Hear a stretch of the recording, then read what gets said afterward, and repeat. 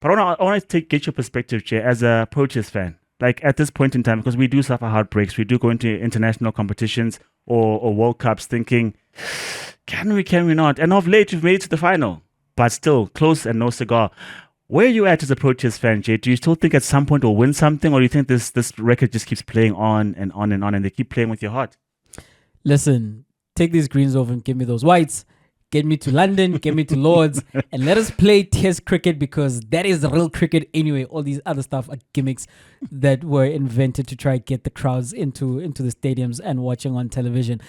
But Chuck, we are hosting South Africa, that is the World Cup next year. And my hope has been re-sparked, if you want to say that, because of the new brigade. I see Devil Brevis leading the run scoring in the limited overs format locally at the moment in the One Day Cup. And I saw Leandre Pretorius in the SA20, and he's continued with the fastest ever century in Titans franchise cricket history in the One Day Cup as well. And you do still have your Gwena Mapakas, and coming into the team. So the hope is that those boys come in with a fresh perspective. They come in with a mindset that they want to continue playing their own game. They want to be dominant with the bat. They want to be fast and free scoring, and that the ills of the past don't ensnare them, and they don't become what we have seen for a long time with the Proteas, that man, given the opportunity to go out there and stamp your authority on the games that are high pressure situations, you retreat and you become lesser versions of yourselves. So my hope, Chuck, has been reinvigorated, especially also because, as I'm saying, on the Test side, we do have an opportunity. We are in that World Test Championship final. I know it's not quite the same thing as those limited overs tournaments, but I can make the argument that it would be just as big winning that one, because it does not carry the mantle of World Cup. I don't think it's something that you should look down upon. So if we win that, man, like all is set right in my world of cricket. But the Proteas are concerned, as I told you just last week, that I've tempered my expectations, right? Because I know what's coming. It's the same thing as with Arsenal. I know what is the likely outcome is that you're gonna get to a semi-final and crash out. And that one occasion you got to the final, and what happened. So if we get to the semifinals, we get to the finals, and we lose, that for me is, okay, this is what I expected was going to happen. So that if the opposite does happen and we win, oh man, I'm going to be ecstatic, So I think looking at the next thing is the World Test Championship, I'm confident. Right, I'm confident that we'll do something, and that I do believe we're going to bring that one home.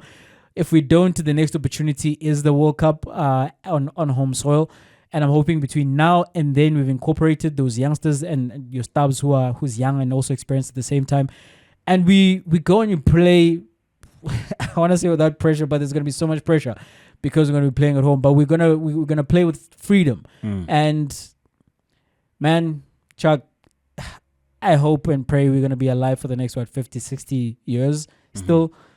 Surely the Proteas are going to win something that time. It's those numbers that bring the question about you, because if I think about it, right, I see India lifting that trophy. I'm like, they've got a good crop of players, and they look one of the best sides when it comes to white ball cricket, right? In terms of white ball cricket, yes, not the whites in terms of the test apparel. But when it comes to test cricket, obviously we can match them mano a mano, go toe to toe.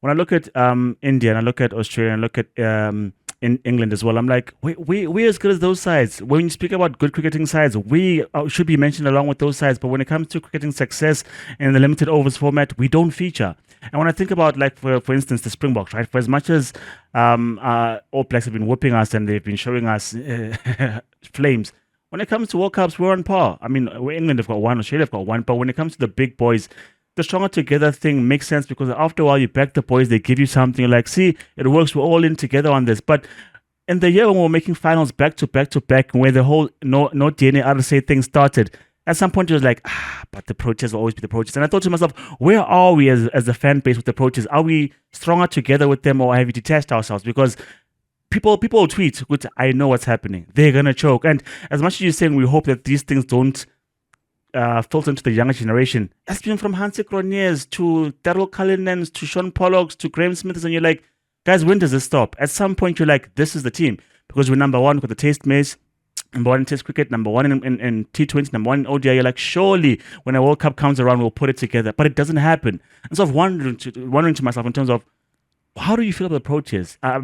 Yeah, New Zealand are like us because they get there, and maybe they're They've the real lost chokers. 5 finals. They're the real chokers, if we're being honest. But it's just a general heartbreak here of understanding how good this side actually is. When you look at how they play in the IPL, how they play in their franchise, how they play in the SA20, you're like, these guys can do good. When World Cups swing around, you're like, what happened? And it's that thing that makes me wonder, why can't I be like India and like an Indian fan or an Australian fan at some point and say, we've got something to show for all of our total in terms of a World Cup. So that's why I put the question up, Jay. I don't know if we win the Test Championship, if that moves the needle for me because we've You been hate number Test one. cricket, so it's fine. We don't need you to feel good emotions for us winning the Test Maze. I'll be happy for both of us. It's okay, Chuck. But it's not even that, Chase, because I know how good we are in that format. I know give them a 5-game series. They'll figure out a way to get on top or they'll draw the seasons. But when it's a situation where we have to find a winner today, you only have 50 overs to do it. You only have 20 overs to do it. Something happens where we're just not ourselves. And that gets to me. That bothers me. So where I am personally as a cricketing fan, this is my heartfelt letter to the Proteas. Do something, guys. Like, I'm there with you. I want the best for you, but sometimes it gets tiring. Hence why we as a nation had the relationship we had with Bafana Bafana, because it was like, and the thing with Bafana Bafana is that had it been AFCON, because yes, the AFCONs wouldn't qualify for. I know that's very embarrassing. But chances, more often than not, we are there because it's a continental competition. With cricket, they're like, 12 sides. So we'll make it to the World Cup. We just happen to be there all the time. But when we get there, that's what matters for me. When we get there, what do? We are flying, we're scoring 350s and whatnot, and then it's knockout time, and then it's almost same script, different cast. And I hate that. So I want the boys to succeed. I want to be behind them, but no Val. That's where I am, no Val.